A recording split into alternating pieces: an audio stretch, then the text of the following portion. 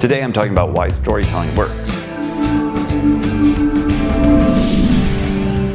Hey, it's Tom Jackobs, TomJacobs.com. Thank you so much for joining in today in this discussion about storytelling and why it works for selling. And before we start with this, if you have not subscribed to my channel, please do subscribe to my channel right there in the corner, and I would really appreciate it. That way you get notified every time I put a new video up as well, and you can keep informed of different tips and tricks to make your business better. So let's dive right into storytelling. So I read an article recently that Jeff Bezos at Amazon has banned all PowerPoint presentations from the company. So when you go into a meeting, he does not want anybody having a PowerPoint presentation. And why is that, do you think? Well, my idea on that is that PowerPoints really bore people to tears. PowerPoint is not what sells. It's a narrative that sells a product, an idea, a thought.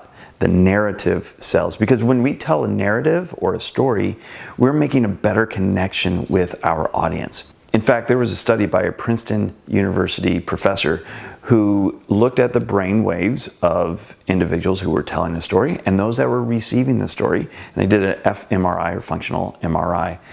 And what it found was that the brain areas that were lighting up in the storyteller were the same areas that were lighting up in the receiver of the story. So there was a neuro connection between the teller and the receiver of the story, creating a much better connection between each other.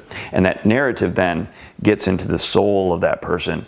And as I'm sure you can imagine that if you were being told facts and figures and stats and all that all day long, you would be bored to tears. Yet when you tell a story about someone who has been impacted by your product or your service, they get more engaged in it and they want to learn about a little bit more. And then you can slip in a few figures and stats along to illustrate why it absolutely works. The biggest takeaway that I want you to get from today's short little video snippet is don't be afraid of telling a story.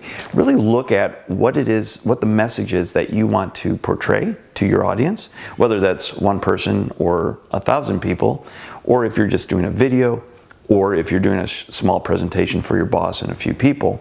Think about what the message is that you want to portray and what story you can put to the overall message so that you can really make a nice connection with your audience.